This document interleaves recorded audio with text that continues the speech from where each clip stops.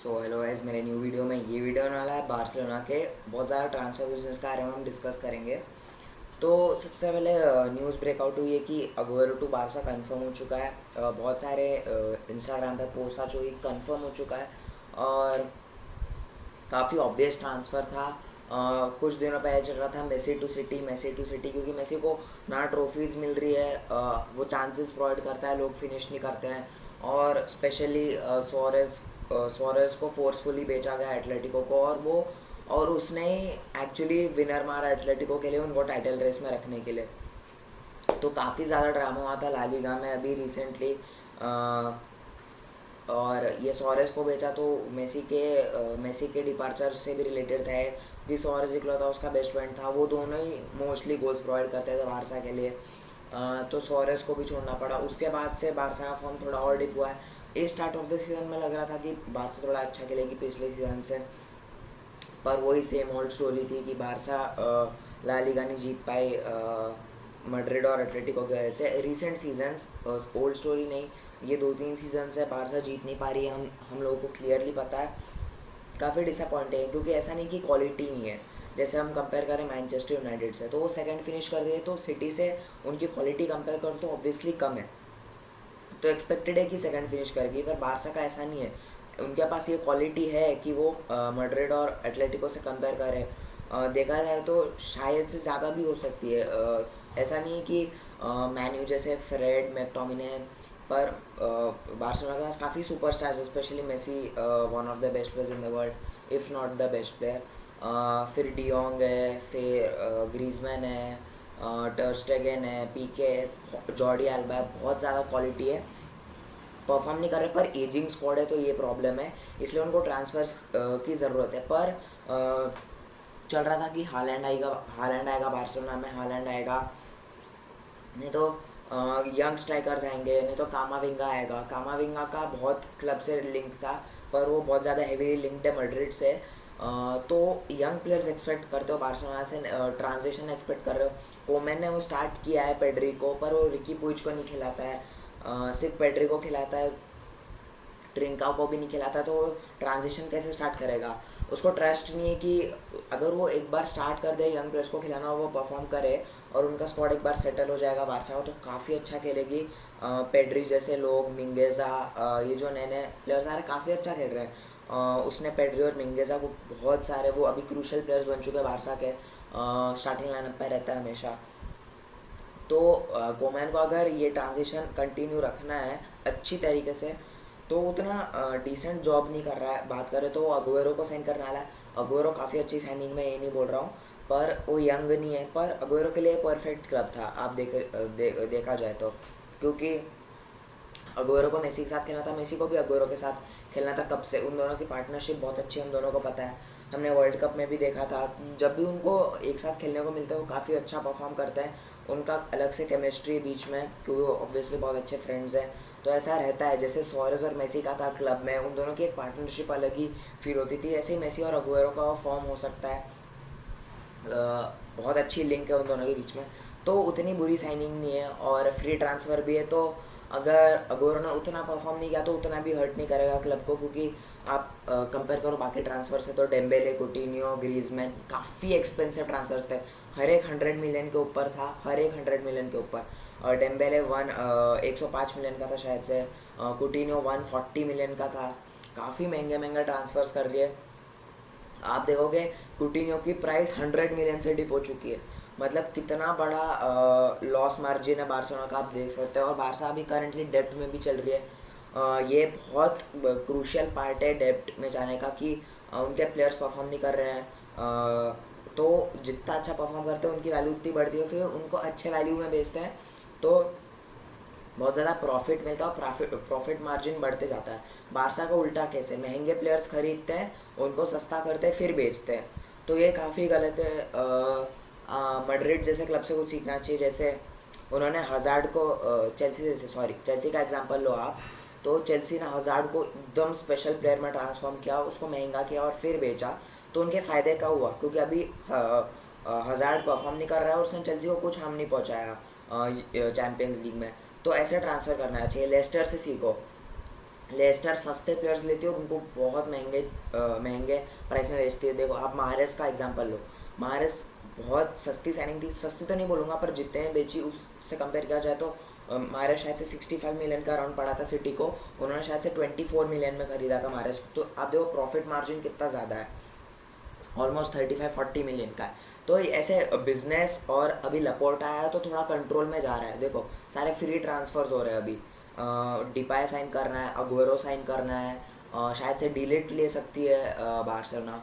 और मैं बात करूँ तो कौन से प्लेयर्स को निकालना है, तो मेरे हिसाब से सबसे पहले निकालना चाहिए पीके को। बहुत ज़्यादा एज हो चुकी है उसकी, बहुत ज़्यादा एज हो चुकी है, उसका पेस, उसको आधा गेम उसका उधर ही किल हो जाता है पेस की वजह से। हमने देखा पीके और लॉन्गले बिल्कुल कोप नहीं कर पा रहे थे एम्बाप्पे के अगेंस्ट। वो क्वालिटी जो है जैसे पहले का पीके था, उसकी बॉल प्लेइंग हमको पता है बहुत अच्छी है, पर उसके लिए तो सिर्फ नहीं रख सकते ना उसको क्लब में, उसको कोचिंग स्टाफ में डाल दो, जैसे फर्नांडिनो के साथ चल रहा है। फर्नांडिनो अभी थोड़ा उसको स्टैमिनल इश्यूज होते हैं, ये सब होता है, इसलिए उसको कोचिंग स्टाफ में डाल रहा है। तो ऐसे पी के साथ करना चाहिए, क्लब लेजेंड है ठीक है, डिसेंट क्वालिटी है, पर ऐसा बारसा का डिफेंस को वो हार्म कर रहा है। अभी पीके को नहीं खिलाया तो ऐसा करेगा मैं लेजेंड हूँ, मैं इतने साल से क्लब में हूँ, मेरे को कैसे नहीं खिला रहे हो, तो काफ़ी इश्यूज हो जाएंगे पीके के लिए और कोमेन के बीच में। तो इसलिए कोमेन उसको कंटिन्यूसली खिलाते रह रहा है, और वो 40% मैचेस में बहुत अच्छा खेलता है, पीके फॉर्म खेलता है वो। हमको पता है बाकी मैचेस में लॉन्गले और पीके की पार्टनरशिप कितनी गंदी है। अभी ये जो रीसेंट मैच था बारसा का, उसमें भी हार गई बारसा, उसमें भी चांसेस वेस्ट किए बारसा ने अटैक में। तो ब्रैथवेट ने एक चांस मिस किया। तो जो फिनिशिंग टच है, मेसी हर बार तो फिनिश नहीं कर सकता, वो प्रोवाइडर भी बहुत अच्छा है, तो उसकी जो प्रोवाइडिंग क्वालिटी है उसको फिनिश करने के लिए कुछ अच्छे स्ट्राइकर्स चाहिए। ग्रीजमैन भी है, पर सिर्फ ग्रीजमैन अकेला कुछ नहीं कर सकता, और ग्रीजमैन भी उसका फॉर्म डिप हुआ है। तो अभी उसका फॉर्म एटलेटिको से आया डिप हुआ है, उसके बाद पहले का एक साल वो काफ़ी अच्छा निकला, उसके बाद वो धीरे धीरे फॉर्म में आया। तो अभी डिसेंट खेल रहा है ग्रीजमैन, पर काफ़ी स्ट्राइकर्स चाहिए थे, फिनिशिंग क्वालिटी चाहिए थी बारसा को।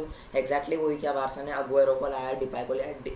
डिपाई मेरे हिसाब से काफ़ी अच्छी साइनिंग्स है। अगुएरो को डील दिए 2 साल की और 1 ईयर एक्सटेंशन अगर वो अच्छा फॉर्म में रहता हो, और डिपाई को डील दिए 3 साल की, और अगर अच्छा खेला तो उसका कॉन्ट्रैक्ट एक्सटेंड करेंगे। तो दोनों काफ़ी अच्छी डील्स है, पर एज सेम ओल्ड स्टोरी होनी चाहिए कि इनको खरीदा और फिर ये परफॉर्म ना करे, पर ये फ्री ट्रांसफर से तो उतना फर्क नहीं पड़ेगा। और यही प्लेयर्स अच्छा खेले तो बारसा को थोड़ी शायद से अकल आएगी, बिजनेस कैसे करना चाहिए, ट्रांसफर्स कैसे करना चाहिए, कितना प्लेयर्स को प्लेइंग टाइम कैसे देना चाहिए। तो बारसा को थोड़ा बिजनेस अभी आ रहा है दिमाग में, कैसे करते हैं, लपोर्टा की वजह से स्पेशली। लपोर्टा हमको पता है उसने पेप को लाया था, बारसा जो बेस्ट खेली थी, बारसा का जो एरा था वो बेस्ट था, हमको पता है वो लपोर्टा के अंडर था। तो मेरे हिसाब से लपोर्टा वापस ट्राई कर रहा है अच्छे अच्छे प्लेयर्स को लाके। ये जो अगर अगुएरो से और डिपाई की मदद से वो थोड़े आगे के स्टेजेस में चले जाए यूसीएल में, तो काफ़ी अच्छा रहेगा। तो ओवरऑल मैं कहूँगा अगुएरो के बारे में बात करें तो मैंने पहले ही बोला उसको मेसी के साथ खेलने को मिलेगा, और सिटी में हमको पता है उसको प्लेइंग टाइम नहीं मिलना था क्योंकि पेप फॉल्स 9 खिलाता है। तो पहले पेप उतना फॉल्स 9 पे रिलाई नहीं करता था, कुछ मैचेस में खिलाता था, पर अभी हमको पता है वो फोर्डन और केडीबी को फॉल्स 9 खिलाता है, आगे मारेज और बर्नार्डो और ये सब लोग खेलते हैं, स्टर्लिंग वगैरह। अगुएरो को प्लेइंग टाइम नहीं मिलता है क्योंकि पेप हमेशा एक्सक्यूज देता रहता है, अगुएरो फुल्ली फिट नहीं, अगुएरो फुल्ली फिट नहीं है। पर अगुएरो कभी भी ऐसा नहीं लगता कि वो फुल्ली फिट नहीं है, हमेशा उसकी मैच शार्पनेस, वो ट्रेनिंग में आता रहता है, इसका मतलब भी वो फिट है। पेप एक्सक्यूज देता रहता है कि वो फिट नहीं है। तो बेसिकली पेप उसको प्लेइंग टाइम नहीं दे रहा है, क्लब लेजेंड है वो, उसका काफ़ी अच्छी स्ट्राइकिंग क्वालिटी है।